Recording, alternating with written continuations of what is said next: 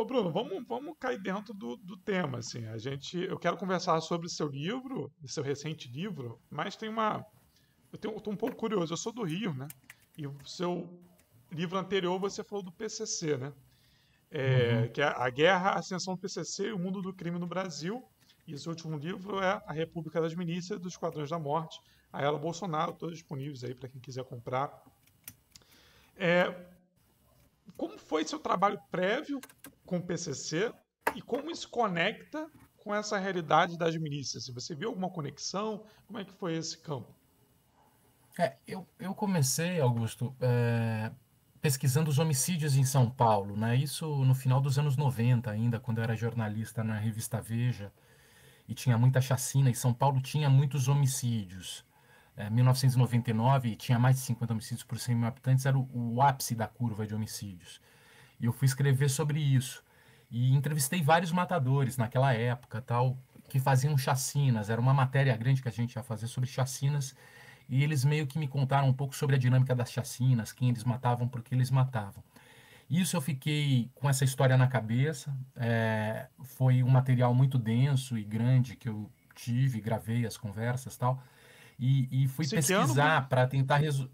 Isso em 99. A matéria saiu em 99, uma matéria grande, na Veja, de 12 páginas, sobre os bandidos das chacinas aqui em São Paulo. E eu comecei, a partir dessa conversa, a tentar explicar por que, que o homicídio vinha aumentando há 40 anos em São Paulo. Porque o que eles me contaram, isso foi mais surpreendente, é que eram disputas em territórios, bairros de periferia de São Paulo, muito motivada por vinganças que às vezes duravam 10 anos. O cara mata um amigo de um, o grupo do amigo que morreu se organiza para matar o amigo do outro, iniciava-se uma série de conflitos que às vezes eram rivalidades que duravam muito tempo. E a minha impressão é que depois de 40 anos crescendo, ia continuar crescendo, porque sempre um homicídio ia produzir novos homicídios numa espécie de efeito dominó. E eu fui fazer mestrado, doutorado, fui pesquisar isso. Só que quando eu comecei a pesquisar, foi justamente o ano que os homicídios começaram a cair em São Paulo e caíram por 20 anos seguidos, né? E eu fiquei tentando entender, bom, mas o que está acontecendo? Porque eu estava vendo as coisas e não tinha nada muito visível ocorrendo, né? E a partir daí foi importante entender essa nova organização que acontecia da cena criminal a partir das prisões, né? Pelo primeiro comando da capital, que a partir de 99, 2000, com a chegada do celular nas prisões, transforma o ambiente penitenciário de São Paulo. Então, era uma realidade muito distante e muito diferente, muito própria de São Paulo, né? Porque com a profissionalização do crime aqui em São Paulo, a partir das prisões pelo PCC, o modelo de negócio do tráfico ele vai muito para as fronteiras e começa a atuar no atacado de droga. Uhum. E o varejo não é tão importante como me parece ser no Rio de Janeiro. Da mesma forma que a dinâmica de controle territorial aqui em São Paulo é praticamente inexistente. Você não tem grupos que controlam territórios para vender drogas no varejo. Você tem uma série de crimes acontecendo nos territórios e grupos buscando a venda no atacado, que é onde está o grosso do dinheiro também, para vender para outros estados, inclusive isso a partir de 2007, 2008. Então é uma cena muito diferente. A gente escreveu esse livro sobre o PCC, eu e a Camila Nunes Dias, para explicar um pouco essa dinâmica paulista se expandindo para o resto do Brasil, porque a partir das prisões eles passam a fazer uma série de relações com outras facções, com outras gangues, e começa a vender droga para outros estados do Brasil, iniciando uma série de dinâmicas de conflitos em outros estados. Então você tem gangues disputando mercado em outros territórios, em diversos estados brasileiros. Uhum. No caso do Rio, quando eu decidi escrever o livro da República das Milícias, era com todo esse histórico que eu tinha na cabeça para pensar a cena fluminense, né? Eu já, claro que tinha muito interesse sobre a cena do Rio, né? Porque para pensar sobre São Paulo você precisa pensar sobre o Rio de Janeiro também, mas eu precisava dar esse mergulho, né? E principalmente depois da eleição do Bolsonaro, que falava muito das milícias, o fortalecimento das milícias em 2019, 2020, a morte da Marielle, você tinha uma história aí a ser contada e eu queria meio que resgatar esse processo aí histórico da cena, da formação da cena fluminense. E qual que é a grande diferença, me parece, assim, do Rio de Janeiro para São Paulo, né? Eu acho que tem dois aspectos muito importantes. Um deles, é o papel que o território tem, o papel que o controle do território tem para o modelo de negócio do crime no Rio, né? Você tem grupos de tráfico desde os anos 80 e 90 que vinculam muito o seu modelo de negócio de venda varejista de droga ao controle territorial armado, né? Isso acaba dando uma configuração muito própria e gerando tensões e conflitos na cidade muito próprios do Rio, né? De busca por mercado, busca por território e armas e corrida armamentista nos morros. Isso tudo é muito importante. E isso também acabou produzindo um modelo de negócio das milícias que, no discurso de evitar a expansão territorial do tráfico de drogas, passou a dominar territórios, principalmente na Zona Oeste, alegando que dessa forma ia servir como um antídoto à expansão dos territórios no Rio de Janeiro. E dessa forma eles também, a partir do controle territorial, passaram a ganhar dinheiro por outras formas, inicialmente, né, venda de proteção, gás e tudo mais.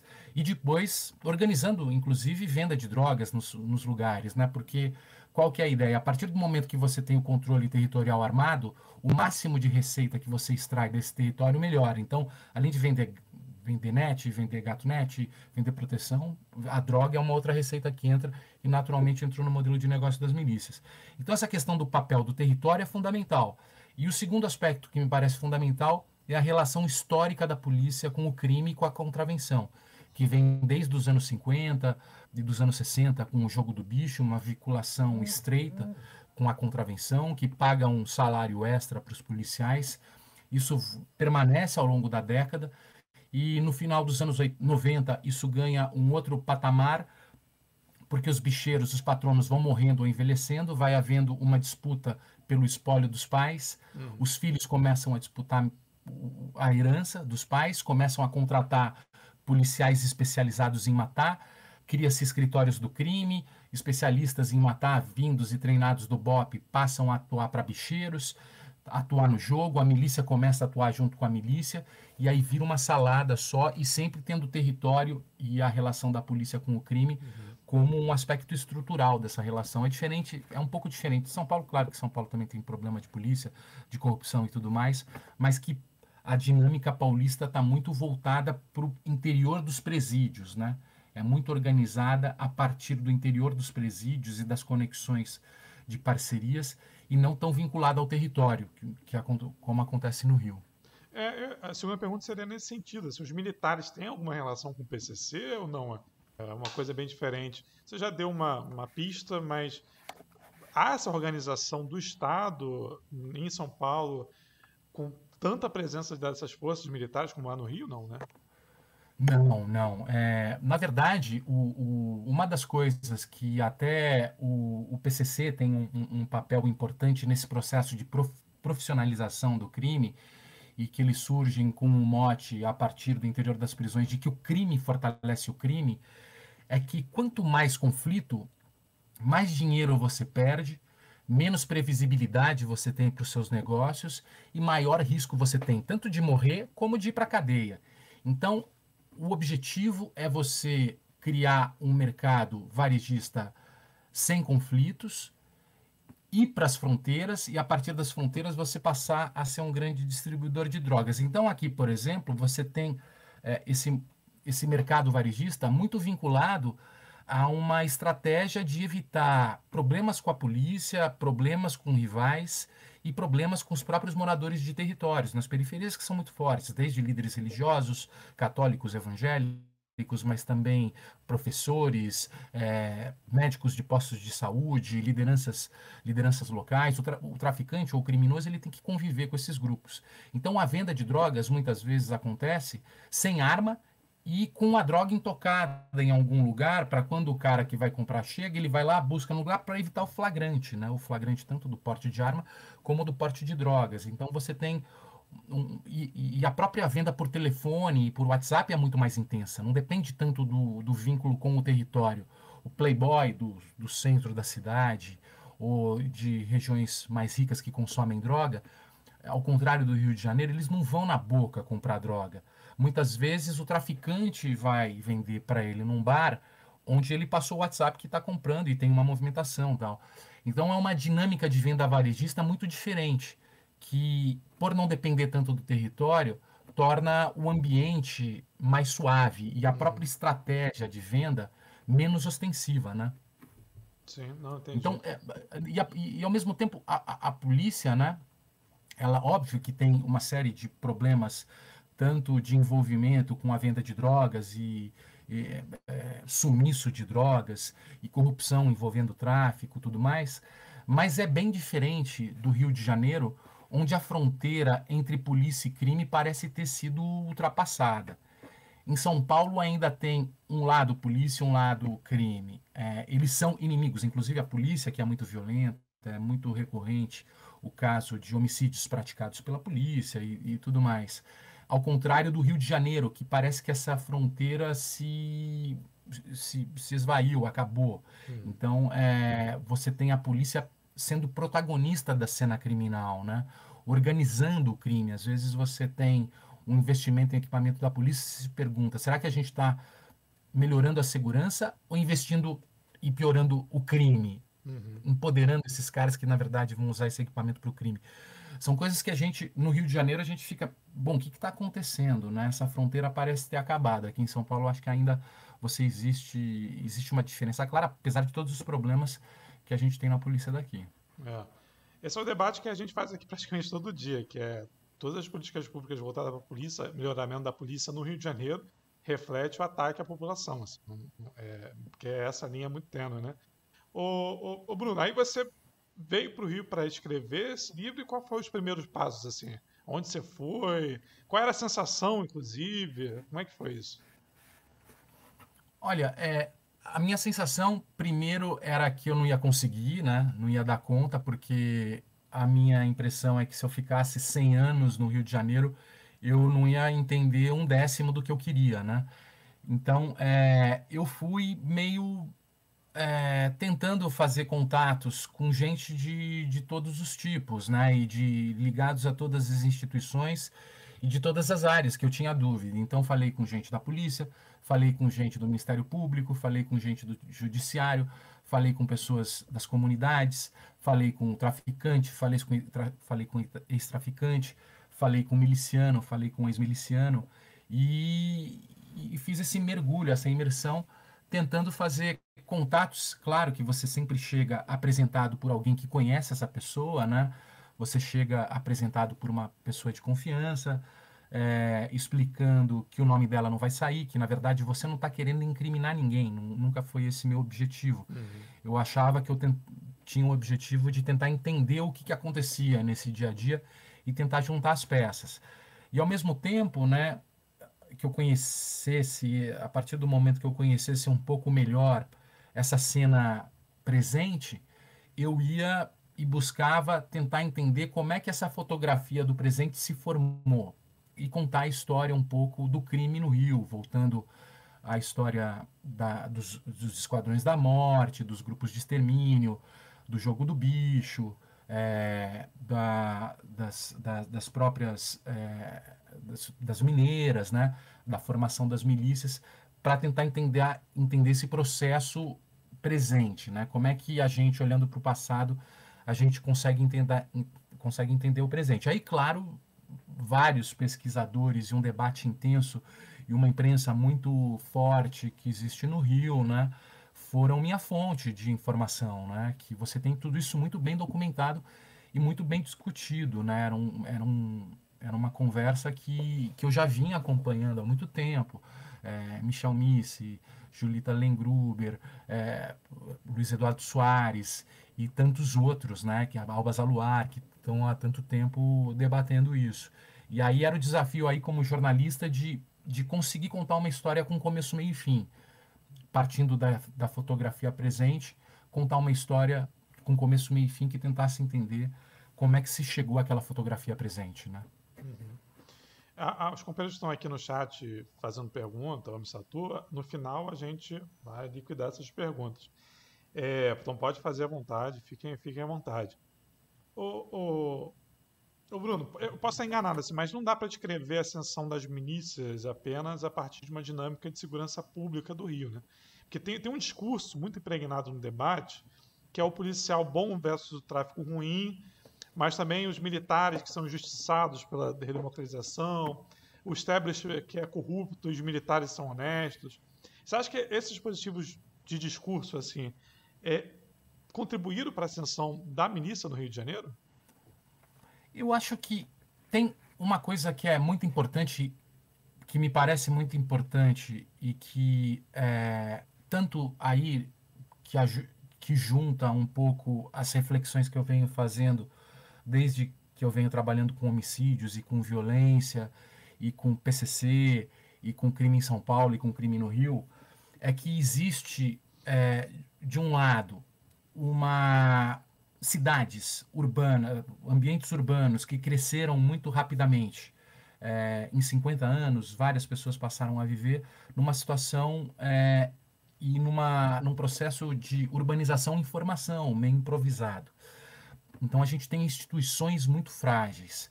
E por outro lado, nesse ambiente com instituições republicanas e democráticas frágeis, a violência passou a ser vista como uma forma de exercer autoridade e de levar a ordem no lugar onde essas instituições eram muito fragilizadas.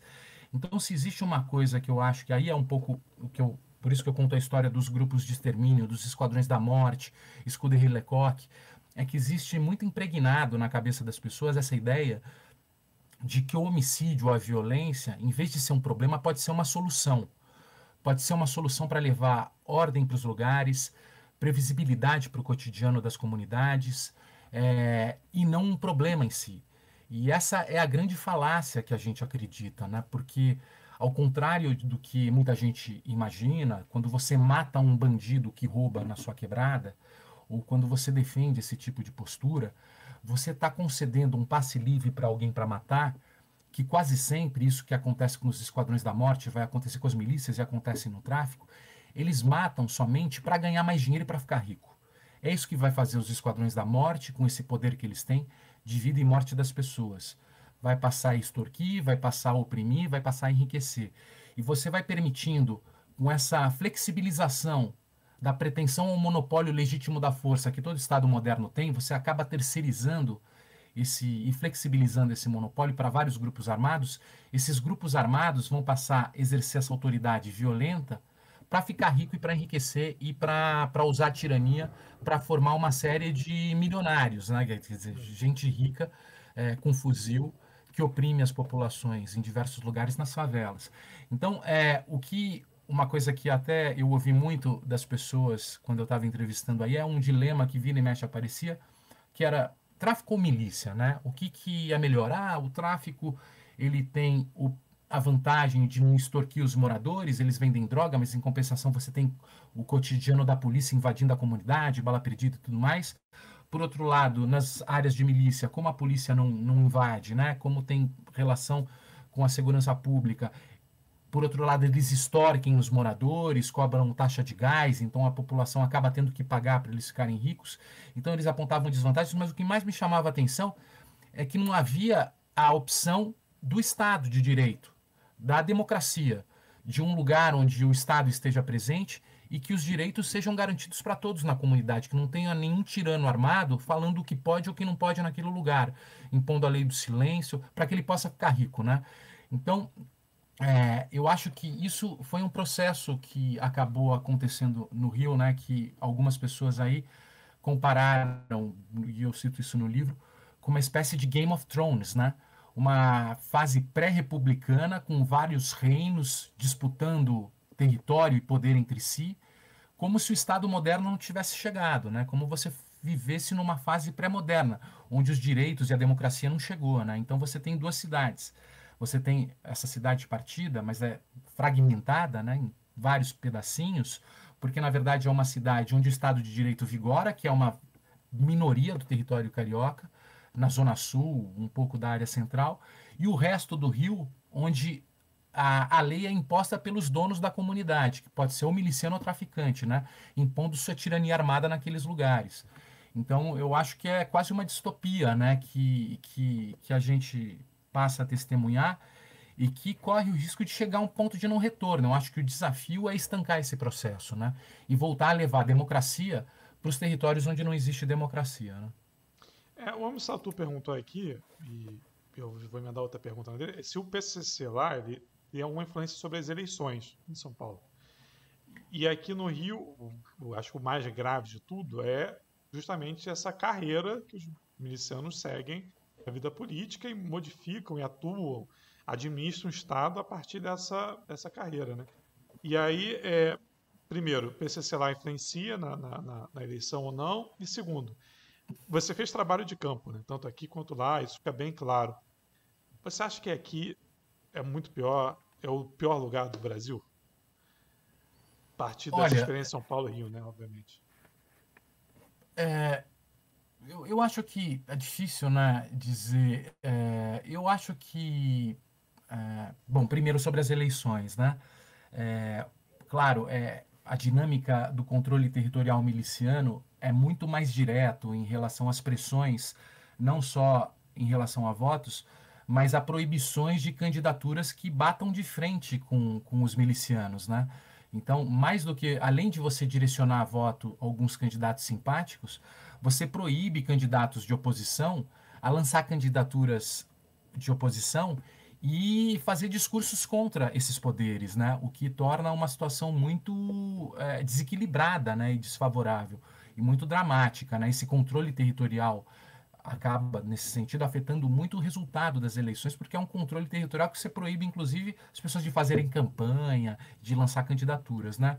Em São Paulo, essa influência eleitoral está começando a acontecer de forma grande, principalmente porque aqui o tráfico de drogas ele começou a partir desse processo de profissionalização, é, começou a viver um momento de esquentamento de dinheiro e de investimento desse dinheiro de drogas em negócios formais e legalizados. Isso permitindo com que eles virem empresários locais aqui em São Paulo.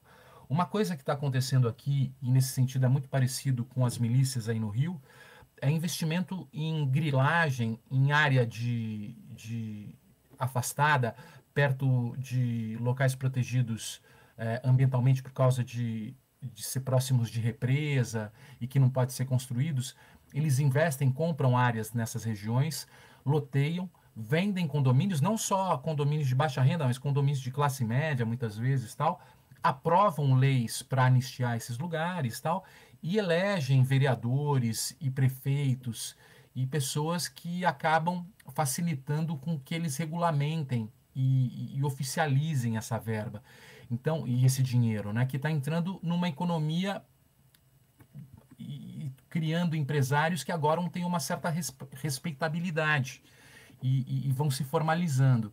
Então, eles começam a entrar a partir dessa maneira, pelas bordas, né? Porque, enfim, não vai ter ninguém aqui que vai ser candidato a vereador ou a prefeito falando eu defendo o traficante, né? Eu defendo o direito dele vender drogas. Não é por aí, né? É de uma outra forma. É por um outro meio de você esquentar esse dinheiro, fazendo com que esse dinheiro entre na economia. A partir daí você elege vereadores que legitimam seu negócio, seu empreendimento, e assim a coisa vai se ampliando. Isso está acontecendo aqui em São Paulo também. Uhum.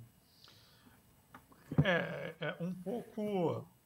O Rio de Janeiro o que você falou agora há pouco do ponto de viragem, né? O ponto de contorno. Eu acho que é o debate principal, assim, né? A gente pensar se o Rio de Janeiro tem jeito ou não tem jeito, qual seria esse jeito, né? E o livro ele tem umas provocações, assim, eu acho que é bem interessante, né? Porque o título do livro é República das Milícias. Ou seja, não é uma fase, é um governo, é uma república que está ali, está dada, né? É isso mesmo? A sensação que sai, quando saiu assim, o livro já está É, dado ou é uma fase? Como é que é isso aí? tá, eu acabei esquecendo de te responder antes de falar sobre essa, eu Aham. acabei esquecendo de te responder sobre o campo, né, e sobre se o Rio é pior do que outros lugares.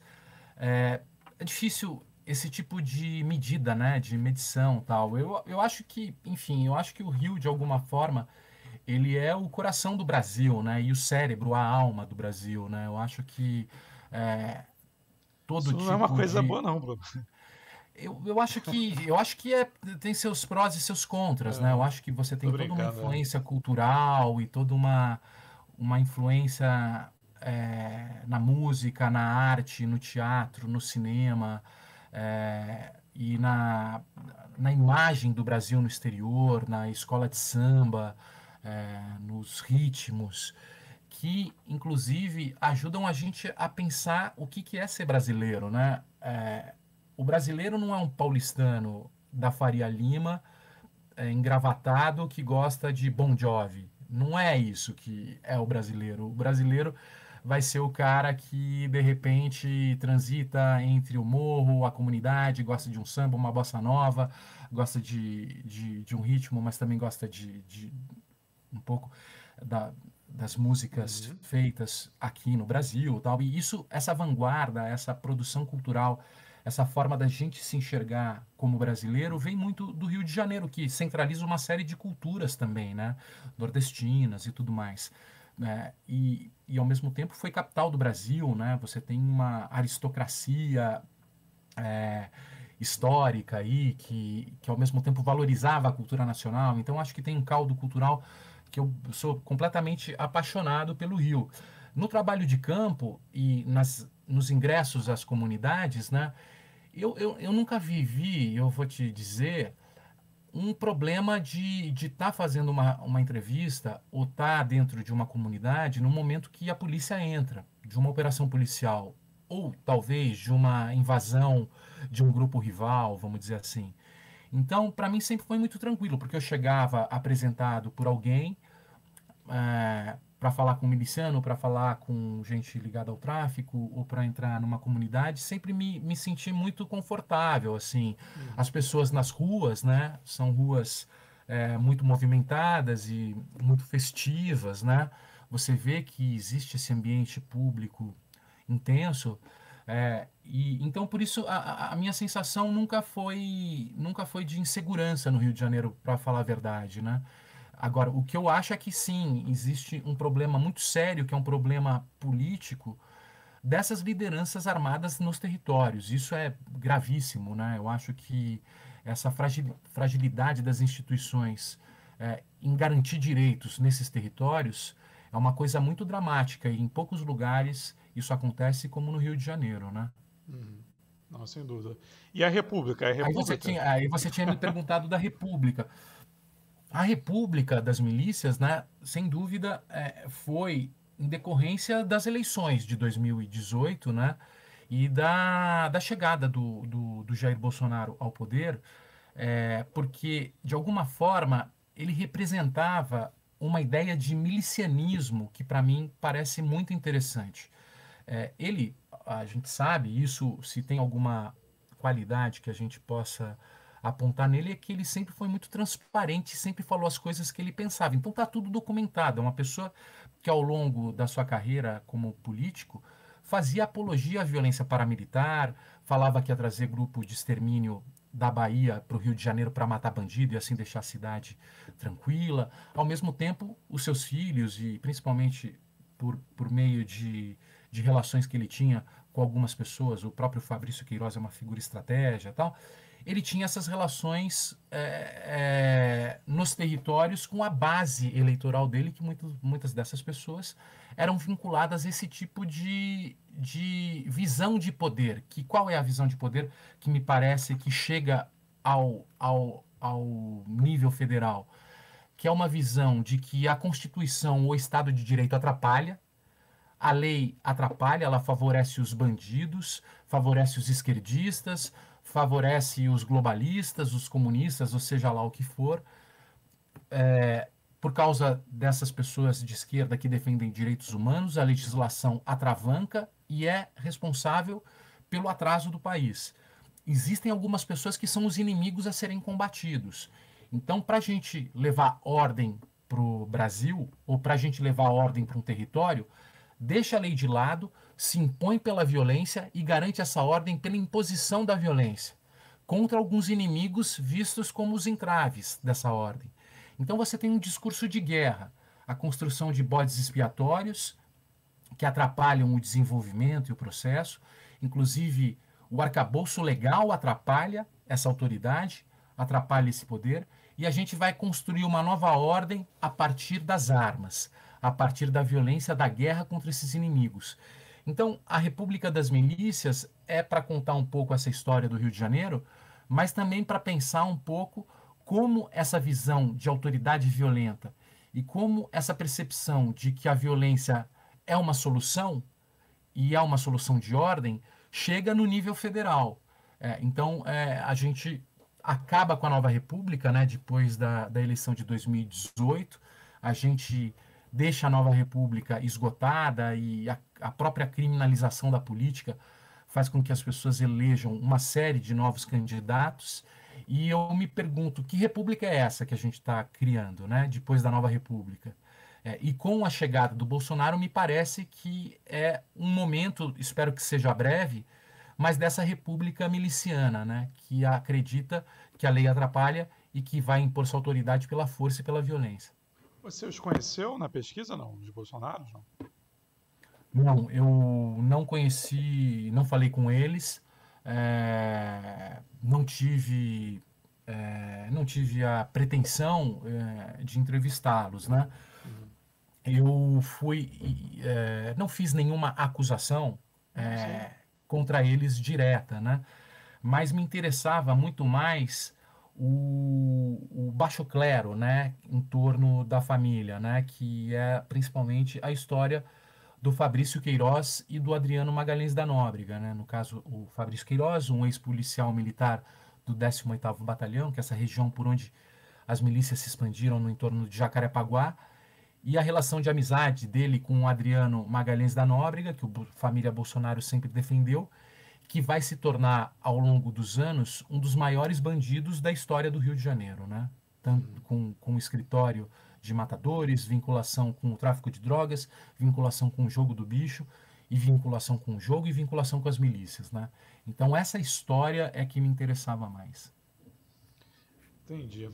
Bruno, tem um autor aqui da USP, o Feltran. Ele é das Ciências Sociais, né, Gabriel Feltran? Amigo Ele tem um meu. livro chamado Sobre Periferias, Novos Conflitos no Brasil Contemporâneo. E aí ele fala um negócio lá para mim que mudou a minha perspectiva, que é que o governo Bolsonaro é uma revolução dos jagunços sobre os coronéis, né? Sobre os coronéis. Se a gente analisar, inclusive, a CPI da Covid, o ataque que eles fazem, por exemplo, o alvo principal deles é o Renan Calheiros, que muito tem essa figura desse coronel, né? Essa figura de alguém que articulava no Congresso, no Senado, e esse baixo clero estava sempre fora dessas negociatas, né? Então, há no simbólico, de certa forma, exatamente essa jagunço coronel, jagunço tendo que virar coronel, tendo que fazer essa articulação. Você enxerga dessa forma também? Qual é a sua análise sobre... Você conhece isso que o Feltran afirmou? E qual é a sua análise sobre isso? Eu não li esse texto ainda do Feltran. Eu ouvi o Paulo Arantes comentando sobre esse texto num vídeo, num debate que o Paulo Arantes participou. Mas eu preciso entender qual é a conexão aí que ele tá fazendo. Eu acho interessante essa metáfora e esse paralelo, né? Porque é uma coisa também que de alguma forma assim vira e mexe surge nas coisas que eu estou apurando, né? Inclusive agora eu estou preparando um podcast sobre o livro, né? Voltei a entrevistar uma série de pessoas e um dos entrevistados faz esse paralelo que eu acho muito interessante. Eu acho que, por exemplo, no caso do cangaço e dos jagunços e dos coronéis no Nordeste, existe um contexto de decadência rural interessante, de uma série de uma fase quase pré-moderna mesmo, né? Pré-republicana, com os coronéis e os jagunços, de alguma forma, impondo sua autoridade em seus feudos, em disputa entre famílias, entre si. Então, de alguma forma, isso é replicado num ambiente urbano a partir desses territórios, né, de alguma maneira autossuficientes politicamente e quase economicamente, né, vamos dizer assim, que ficam em disputas entre si, com uma fragilização das instituições republicanas que, de alguma forma, eu acho que podem ser comparadas, né? E, por outro lado, a gente tem, inclusive, os rebeldes desse sistema de jagunços e oligárquicos, que, no caso da zona rural nordestina, era o cangaço, e aqui são os traficantes, né? Que também, de alguma forma, falam: eu não abaixo a cabeça para a oligarquia e nem para os jagunços, e vou bater de frente com esses caras e impor a ordem também pela força de uma outra maneira e como antissistema, né?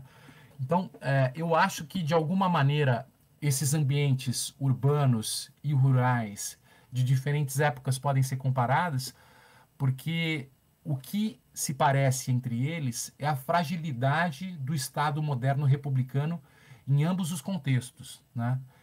Que acaba permitindo o surgimento de forças patriarcais masculinas, um poder masculino armado que tenta se impor e passa a disputar entre si poder. Agora você tem, acho interessante ele falando, bom, aí você tem a chegada do Bolsonaro com os jagunços tomando poder, né? É interessante também essa metáfora, né? Ou seja, o baixo clero das milícias, da polícia, do milicianismo, que tinha antes uma visão territorial de impor o poder nas comunidades pelo uso da força paramilitar, chega à presidência da República e agora ele quer acabar com a Constituição, quer se impor pela arma, pelo autogolpe, para acabar com o arcabouço constitucional feito pela nova República, né? Eu acho interessante, eu ainda não tive a oportunidade de ler esse texto, mas aqui estou dialogando com vocês com você a partir das imagens que me parece que fazem sentido. Eu não sei se o Gabriel foi por aí, Não, foi. mas eu achei interessante. E tem algo que sempre me pega nas reflexões assim, é que se há alguma possibilidade, ou pelo menos se há uma tentativa do Bolsonaro, não sei, de unificar essas milícias no torno de um partido, de um projeto. Seja do Bolsonaro, porque assim, né, quando a gente pensa que o Bolsonaro precisa levar esse projeto para frente, ele precisa de militantes, ele precisa de gente armada na rua, ele precisa de mobilização, ele precisa de, né, e eu acho que inclusive essa questão do voto impresso, se não vai ter eleição, tal, é uma mobilização, né? No fundo ele quer mobilizar a base dele e tal. Você acha que existe alguma possibilidade de uma unificação de um projeto miliciano, ou os caras disputam tanto território que não tem jeito, assim? Isso é algo que calcanhar de Aquiles para eles. Eu acho que, bom, primeiro, eu acho que o É um pouco de Bolsonaro... futurologia, Bruno, desculpa, peço até que você é um pouco de futurologia, mas é porque é muito intrigante o seu trabalho, porque você esteve lá dentro, né? E aí, não sei qual é a percepção que você teve.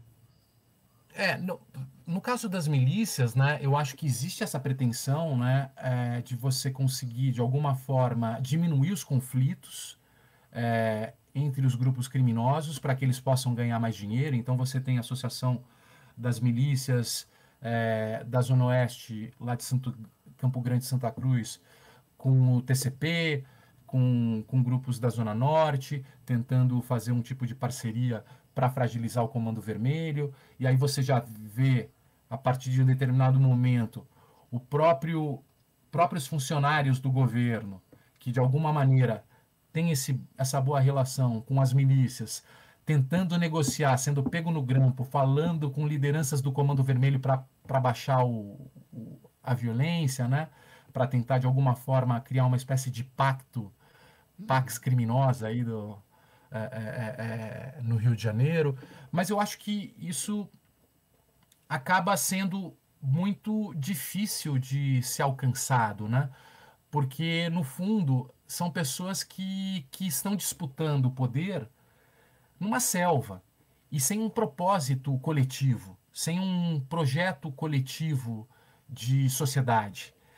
Na verdade, são pessoas que querem, sobretudo, mandar e ficar rica, e quando alguém pisa no calo dela, não pensa duas vezes para ir bater de frente. Eu acho que no caso do Bolsonaro é interessante que é a mesma história, né? O Bolsonaro, eu escrevi recentemente um texto na revista Serrote, do Instituto Moreira Salles, falando um pouco sobre isso, que era muito evidente que ele tinha, sobretudo, um projeto familiar para se aposentar como deputado federal a partir de 2014, se lançando presidente, e ninguém imaginava que o Bolsonaro seria eleito presidente em 2014 e 2015, imagina. Ele era um candidato nanico com 2% de intenção de votos, né? Uma espécie de um Enéas macabro, assim, que conseguia no máximo 3% de votos, né? E se aposentar com os filhos dele eleitos, os filhos dele não tinham muita capacidade de conseguir emprego na iniciativa privada, tinham sido eleitos com o sobrenome do pai, faziam os esquemas da rachadinha, como a gente está conhecendo agora, estavam ficando ricos e a vida estava estabilizada. Só que ele precisava garantir a eleição deles para os próximos anos, para se aposentar, se lançando candidato a presidente, o sobrenome dele ia ficar em evidência, já tinha uma certa festa em torno do nome Bolsonaro e tal, nas redes sociais e tudo mais. A vida da família estava feita. Só que a gente vive essa depressão coletiva em 2018, o Brasil enlouquece, né? Com todas essas sucessivas crises, Lava Jato e Bruno, eu lembro de criminalização. passar pelos carros escrito melhor, já ir se acostumando e rir, falar, porra, olha que cara idiota, vai ganhar nada. Total, né? Imagina, né? Esse maluco tá pensando, tal, também tirava sarro, era capaz de apostar que ele não iria para o segundo turno no primeiro semestre de 2018, né? Mas, enfim, ele vence e, ao mesmo tempo, chega ao poder meio de surpresa, sem nunca ter pensado sobre um projeto de futuro. O Bolsonaro nunca participou de nenhuma comissão de educação, de saúde. Ele tinha as pequenas obsessões dele, que era o nióbio na Amazônia, né? As armas, né? Armar todo mundo, a morte de bandidos. Era um cara meio birutão, assim que a gente estava risada. E ele assume o poder. Assume o poder, mas ao mesmo tempo ele tem, de alguma forma, uma representatividade, um discurso que é esse discurso da frustração e do ódio e da raiva que mobiliza muita gente, né? Então, ele entrou num momento de transformação na comunicação que todo aquele pessoal da Deep Web, né, aquele pessoal que ficava nos forchans da vida, vieram à tona e passaram a ter voz. E você começou a perceber que tinha muita gente com frustrações semelhantes e recalques semelhantes e com raiva semelhantes. E a gente pôde perceber a capacidade de mobilização da raiva. Como a raiva, mais do que a solidariedade, tem esse poder de mobilizar. Principalmente quando você consegue construir, e aí a gente também, o Bolsonaro tem a favor dele todas as paranoias que ele sempre teve, quando você consegue desenhar um inimigo público, que torna a solução muito mais fácil. Quando você tem um inimigo só como problema ou a causa de todos os males, é muito mais fácil você canalizar o seu ódio. Isso de alguma forma dialoga com muita gente frustrada, com raiva, com desejo de melhoria e que de alguma forma engole essa ideia de que são poucos os responsáveis pelo atraso do Brasil e pelas tristezas e frustrações que ele tem na vida, né? Então é um discurso que mobiliza, só que é um discurso sem projeto de futuro. É um discurso do gozo pelo ódio, é um discurso da guerra. Então eu acho que é um discurso de curta duração, que está perdendo força, porque as pessoas também têm um aspecto racional, tem um lado racional. Esse discurso do ódio se pegou por algum momento, com o tempo ele vai perdendo força. E muitas pessoas que votaram no Bolsonaro perceberam já o doido que ele é e a roubada que ele representa, e já estão revendo e vão votar em outra pessoa e tudo mais. Então, assim, esse é meu lado otimista, talvez ingênuo, poliana, tal, mas eu acho que é um discurso de pequena duração por não ter um projeto de sociedade a não ser o projeto da guerra. O projeto de que a gente precisa eliminar os inimigos e esse discurso com o tempo deixa de colar, né? Quando você percebe que o cara é um embuste, o cara é incompetente, o cara só fala bobagem, fala um monte de palavrão, não tem postura para ser presidente, as pessoas vão percebendo que o cara é um engodo, né? A minha questão só é para onde vai toda essa raiva, né? 2018 era um ambiente realmente raivoso, né? Eu não sei qual foi assim, a sua relação com a eleição de 2018, mas eu lembro quando a gente foi para a rua, principalmente no segundo turno, eu nunca vi um ambiente desse. Assim. E aí fica aquela angústia, né? Passando o Bolsonaro, para onde vai essa raiva? Boa. Para Ela onde dorme. vai? Para onde vai? Mas eu acho que é legal porque talvez pela primeira vez a gente está se olhando no espelho de uma forma escancarada. A Exatamente. gente perdeu a ingenuidade, né? A gente não se enxerga mais como aquele país tranquilo e pacificado. Muita coisa veio à tona. Então, eu acho que tem um aspecto quase psicanalítico, assim, de quando você vai fazer análise, acontece a mesma coisa. Se você finge que está tudo certo, você tem aquele discursinho, bom, tá tudo tranquilo, tá tudo bem, eu estou sossegado, de repente você explode, né? Uhum. Mas você, quando vai fazer análise, você precisa olhar para dentro de si mesmo e ver os seus podres, ver os seus ódios, ver os seus recalques, ver os seus conflitos, ver suas raivas.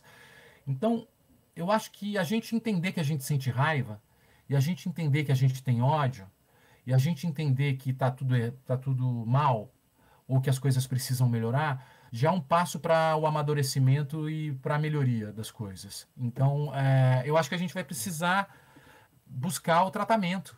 Vai buscar o tratamento enfrentando e olhando para a gente da forma que a gente realmente é, né? Uhum. Com todas essas raivas e todos esses problemas que a gente tem. Bruno, quando você fechou o livro, porque assim, eu não sei qual é a sua relação com as suas obras, mas normalmente quando eu escrevo alguma coisa e tal, tem um período que você faz aquela digestão, né? E aí vem até coisas novas, assim. Hoje, olhando para esse trabalho, se tem coisa que você gostaria de colocar ali, qual é a sensação que você tem com esse livro? Já tem um período, né? Já tem um ano já que você lançou esse livro?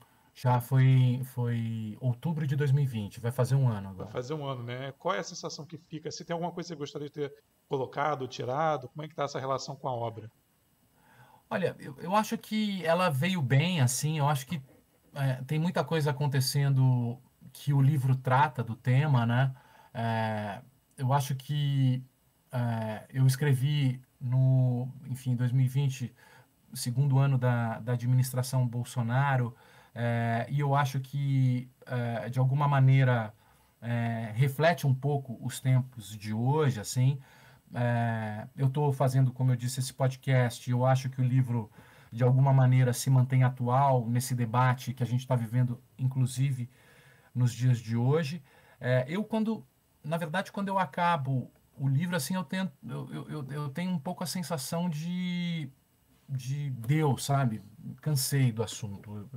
Só que foi impossível, na verdade, esse ano, Essa porque noite mostra isso.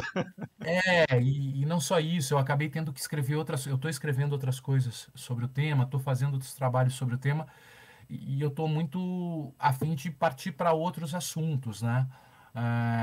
Porque eu acho que eu coloquei lá, a minha sensação é a seguinte: eu coloquei a minha visão, eu fiz a minha amarração histórica, eu falei dos processos da forma que eu li, o que eu enxerguei.